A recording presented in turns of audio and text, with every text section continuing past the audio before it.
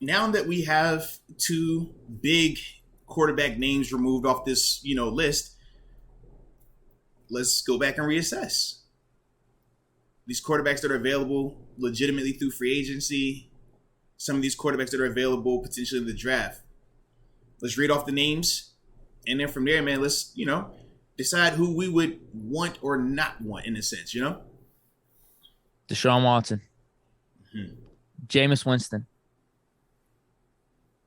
Marcus Mariota, Mitchell Trubisky.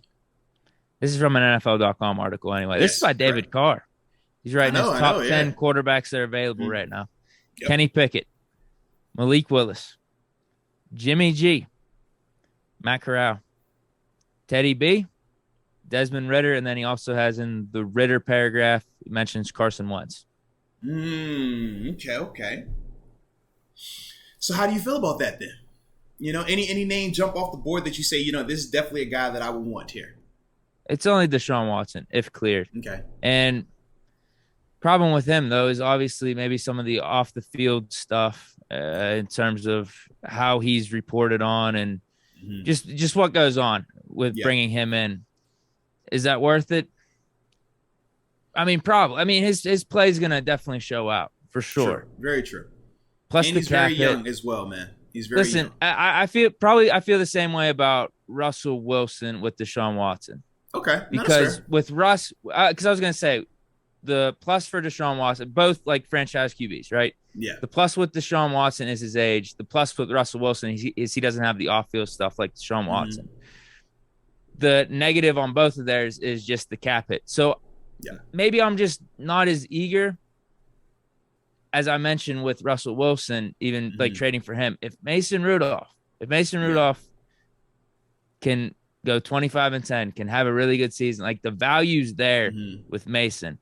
Whereas trading for Deshaun Watson, having that cap hit and stuff, I think we can have a good season with Mason. He's the one guy, though. Outside of him, it's Malik Willis just because I like him. I want us to draft him. I think he's got a ton of potential.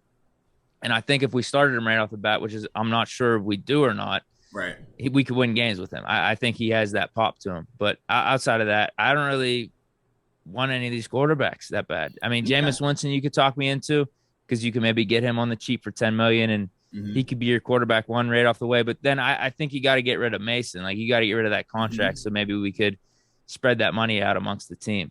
Yeah. How you feeling?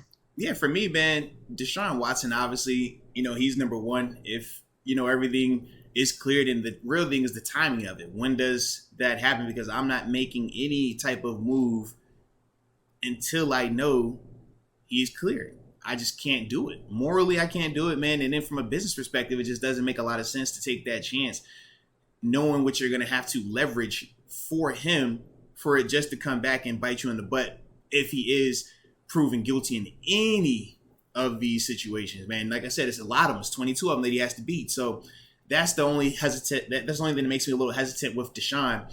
But Jameis, I'm all for him. I've told you that, anytime we've talked about him coming to Pittsburgh, you look at what he looked like this past season before he got hurt. He was looking really good. He had that Saints offense looking really good. His numbers, touchdown to interception ratio, was really good because he's already proven, unlike Mason, that he can throw for 30 tutties. He's already proven, unlike Mason, he can throw for 5,000 passing yards. But he also proved that, hey, he can have 30 picks, but now learn from that and drastically decrease that, which we've seen.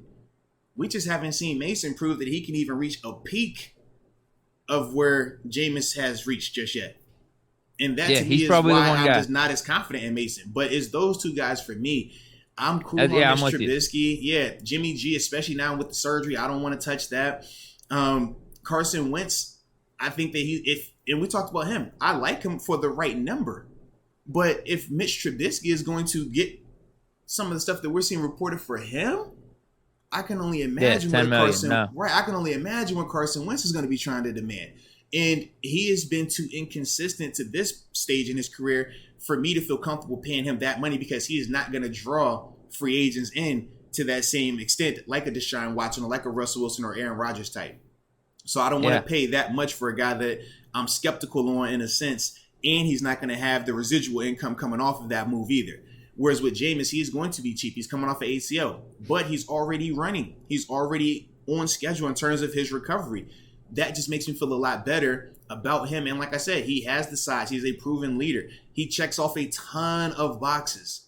And that's why for me, it's like, man, I would definitely go him next in line if it wasn't Deshaun Watson. But if it's not either one of those guys, then yeah, I'm cool either drafting a guy or rolling with Mason. But my concern is this. We keep saying it's a 1 year. Oh, yeah, we'll let Mason try out this year. Okay. And if he fails, now you go to next year. Now we're back in the same boat asking ourselves, well, hey, we don't think that we're going to be the worst team in the NFL, even with Mason Rudolph. So now you're going to be saying, what do we have to give up to move up in a draft for a CJ Stroud, for a Bryce Young? And even with those caliber guys, as we've seen in the past couple of years with top draft picks, it's no guarantee they come in and they're the guy day one, that they're the proven winner day one. We're still trying to see what Tua Tagovailoa is. We're still going to have to look and see how Trevor Lawrence rebounds from this past season. We talked about a Josh Rosen being a top 10 pick. We talked about a Daniel Jones, even Dwayne Haskins. It's 50-50. Yeah. Exactly. So for me, that's why I don't get as excited about, oh, we'll just keep waiting. We'll draft that guy the following year. Okay, because that following year turns to the year after that. And the year after that, before you know, you're looking up like, bro, how did all these years pass by and we went from being relevant, we went from being always in the mix to now we're left behind? Because the AFC, like you said, is not getting any easier. We got a lot of arm talent in the AFC, a lot of it, even in our division. I don't want us to be the ones on the outside looking in. Like, man, we got all these pieces, but we'll never have that dog to go, outduel that guy over there. And I know if you're in San Fran, you probably think that. How many times you're like, man, we got all these pieces, but we got a good quarterback, but we don't have a guy. We don't have a guy that can go outduel those guys over there. He's good, but he can't outduel that. He can't outduel that. That's the part for me where I'm just like, do I really want to feel like that? Do I really want to go in the game and say, hey, we got to be perfect on defense to win? Or do I want a margin of error because I know I got a quarterback that regardless of the score, he's always going to give us a chance to win? For me, especially knowing how the rules are, it's a lot easier to win with the quarterback in place than it is having a perfect defense. We talked about the Buffalo Bills, right? Highly rated defense. Saw what that looked like at times, right? We can go down the list of all these teams that statistically have elite defenses. But we know elite quarterback play beats elite defense play in today's NFL. So that's my only thing. That's why for me, it's like, man, I'm not as patient with that, but more so because I've had to experience it. We know Steelers fans, especially in this age group, y'all have never had to experience that. So your confidence in, oh, well, man, last time we did this, we had to get a quarterback, it worked out. Well, last time it was Ben Roethlisberger. None of these guys coming out of Ben Roethlisberger. Well, no, that took about 20 years, though. I mean, that was before my time, but after Terry Bradshaw had a chance at Marino, passed on him. I think they could have even traded for Joe Montana around that time. He was aging. That never happened. And, yeah, we went through, like, Neil O'Donnell, who was pretty good, but then a bunch of just forgettable quarterbacks. They're memorable within Steeler Nation, though, like Bubby Brister, Mark Malone, and Mike Tom. Like, a bunch of those guys. We had good teams, though, in the 80s and 90s. It's just, we couldn't really get over the hump because of that. And that is the reality of it. So when I say, okay, we beef up the defense, do I think Mason outduels a Justin Herbert? No. We beef up the defense. Do I think Mason Rudolph outduels a Joe Burrow? No. Do I think Mason Rudolph outduels a Russell Wilson? No. Do I think Mason Rudolph outduels a Josh Allen? No. Do I think Mason Rudolph outduels a Patrick Mahomes? No. Do we keep going? And that's kind of where I'm at with it. It's like, we can have all these pieces, but at the end of the day, that's what it's going to come down to. Because we've seen in big games, those are the guys that say, you know what, I don't care what defense is out there. I don't care who's around me. I'm that guy. And right now, Mason's not that. So that's my only disconnect in terms of just the patience of it, because I do want us to stay relevant. And hearing Kevin Colbert say that, it's like, well, you know what? How do we stay relevant then? I just don't think that Mason gives us that to that extent. Will we be competitive? Sure. Will we win games? Sure. We're not going to stink. That's the other thing. Like, don't think of this as, oh, man, Mason's going to make us win only 4 or 5 games. No, we'll still win anywhere between 8 to 10 games. But the difference is when you're in that postseason and you got to beat those caliber guys, you're going to be looking like how San Fran looks. All right, guys, if Jimmy G doesn't make a mistake and the defense plays great, and we get us a special teams play, we can win. That's a lot. That's a lot to ask for week in and week out in the postseason. Would you agree? Well, as we sit here right now, I think that's fair to say. It's just that we haven't seen Mason in that spot yet. We haven't seen him even just complete a full regular season and have success and then get to that point. That's where, at least with like Jimmy G or Kirk Cousins, I seen that. So I get your point about outdueling them. I can't really see it. I can't really see it right now, but it's like, man, could he flip the switch? Who knows? Who knows? But you're right. I think those are the guys. It's Deshaun Watson. And think about this. For a trade. About this. If you weren't in Pittsburgh, you would not be saying, could Mason Rudolph flip the switch? That's just the reality of it. That's the reality of it, bro. If you were on one of these teams with one of these other marquee quarterbacks, you're not hearing anything about that Mason optimism. That is because we're in Pittsburgh. You're not. That's the only thing. No, you're not. Yeah. I mean, yeah, I'm going back to us thinking he's a first-round pick. I'm going back to what he did in the last couple games versus what he did all of 2019. It is, but I honestly wouldn't be surprised if he threw for like 30 touchdowns and 10 picks, though. I would not be surprised. I would be very surprised if he did 30 touchdowns and 10 picks. I would be over here like, whoa, thank you, football gods. We're back. I just don't see. That's what I'm thinking. Here's my point. No, here's what I'm thinking though. Here's what I'm thinking. Like if he does that, does that change your opinion of him outdueling a Mahomes or a Josh Allen in a single game? It doesn't change me in the sense of thinking he can outduel him, but it would make me feel like he's really Jimmy G then. Or at least in that conversation, because right now we're comping him to Jimmy G. I don't feel like Mason is better than Jimmy G right now because Jimmy G has won in this league multiple times. He's won in the postseason. We haven't seen any of that from Mason. So speculation versus proven, that's just, and this is no different than the free agent conversation versus the draft pick conversation. I always lean for the proven because I know the draft is a crapshoot. I always lean for the proven, even if he's capped. Jimmy G, we know he's capped, but he is proven. You know who he is. Kirk Cousins, you know who he is. I don't know if Mason is even on their level just yet. That's an issue. That's definitely an issue, man. Yeah, you're not wrong. You're definitely not wrong. But I mean, think about how you talk about Kirk Cousins and just look at career-wise what Kirk Cousins has been able to do. Even look at him when he was in Washington and what he was able to do. And let's look at what Mason is doing. How do you say that Mason is even that? Well, no, here's the thing, though. 29, he didn't have weapons. Like, I don't even want to be sticking up for Mason like that. It's just, we still got to see with him. That's all. All right. We still got to see. I like your patience, I'm with you, though, in terms of Jameis Winston's. Like, if we pull him in for $10 million, that's fine. I just hate having to pay two quarterbacks $15 million or something. Like I'd rather get rid of the Mason contract then, and so we could sign a guard. Like if we're gonna roll with Jameis, I don't want extra dudes on the roster. I'm with you. I definitely but yeah, feel Deshaun you Watson. Like I said, same thing with Russell possible. Wilson. Yeah, exactly. Yeah. Deshaun Watson, same thing as Russell Wilson. He'll be your franchise guy. It's gonna be a $40 million cap hit. You're gonna be having to give up stuff too. You just got to deal with some of the off-field baggage. But in terms of just you have your guy. That's why Deshaun Watson could be that answer. Got to get cleared, obviously. Outside of those two, I'm not that gun-ho on anyone else. I like the Malik Willis option, but if I'm GM, I want him to start. I just don't know if that's happening. No, very so true. Those are mine. That's how I'd play it out if it was me. Yeah. No, but man. I keep holding on hope. This is why I have Mason. If we're going to rank all those situations, that's why I have Mason in that 3 to 4 range of quarterback options, just because he's $5 million. And if I actually think, if I think it's feasible, he could throw for 30 touchdowns and 10 picks this year. That's a huge steal. That's huge value. Because if he does that, then we got to see the next step of the playoff type of shit. Because fair enough. I'm with you. Right now, as we sit here, I don't see him outdueling a Josh Allen, Mahomes, Burrow, any of those dudes. But if he has that type of season, all of a sudden our perspective can change. I don't think it's that far-fetched he could have that season. I'm just put it to you that way. Especially when you add the extra game. So I just simply look at it like this, man.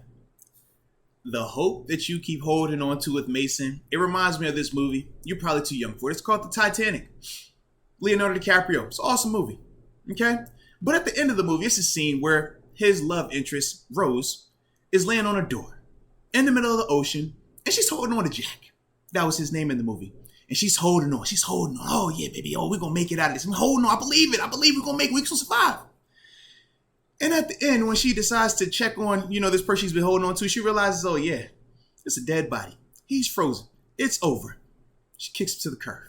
When I look at Mason Rudolph and I see how you're holding on to him, you're like, yeah, we're going to make it, Mason. We're going to make it, Mason. You got 30 touchdowns in you. You got 10 picks in you. Oh, come on, Mason. You got an extra game. Come on, Mason.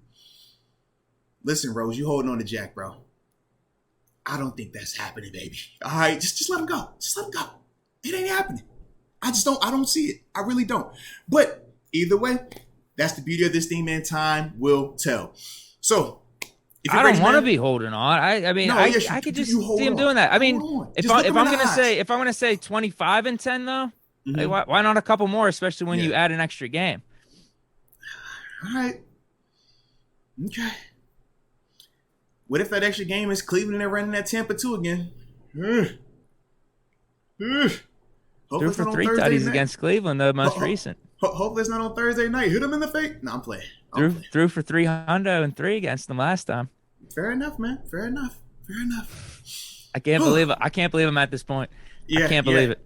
Yeah, I'm surprised as well. But I like it though. I can't believe I'm at this point. You know what? I'm going to stick with it. I'm sticking with. If we stick with Mason, I'm saying 30. I'm saying he puts up a 30 piece this year. All right. I would hate to ask what's that mean for your fandom for Dwayne Haskins, since you already confirmed that he was your guy when 7 left. I just check. Oh, if he wins, we'll say 30 for him. Whoever wins, I can see it happening. So either one of those guys are 30 and 10. Either one of those guys, 30 touchdowns, 10 picks. I can see it happening. Okay. I can see it happening. But listen, I just feel like Mason's going to be the quarterback. I just really do at this point. I'm not gonna lie, I would like a fair competition between Haskins and Mason. I really would, because I think Haskins has more upside. He's got the arm, all that type of stuff. Even more mobility, I think. Actually, I don't know. Haskins definitely Haskins definitely a lot faster. I'm saying like getting out of the pocket. Mason might be a little quicker just getting out of the pocket. Yeah. But Mason straight line speed, better. Haskins has that. Yeah. I feel like Mason moved better in the pocket, but I do think that Haskins has the better, like I said, just straight line. So I'm with you on that.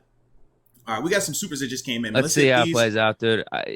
I'm sticking with it. That's my take. Mason 30 if he's starting. Mason 30 touchdowns, and we're gonna be like, holy hell. Okay. Steelers made a right move with this one, especially if his contract's only $5 million. The question let's say if he does that though. Let's say if he does that. There's next levels to this, and this is what you were talking about. We got to see how he does in the playoffs, because then after this season, now you got to pay him. Yep. We got to see. But you don't mind paying him if he's proven that. We don't knock Mason because we think that, oh man, he's this great talent and we're not utilizing him. No, we knock Mason because it's like, bro, we haven't seen it consistently enough. And we're asking ourselves, well, if he was that good, or if we have 30 and 10 in that's really what he's capable of. Well, we know at times last year we were struggling. We know at times last year Ben was struggling. If you have a 30 and 10 caliber quarterback, you're not sitting that guy during that process. No, especially when we saw how last season went. Remember, we weren't out the gate just winning and beating teams. No, we went through a dark time last year where it was like, bro, are we about to just blow it up and do a full rebuild?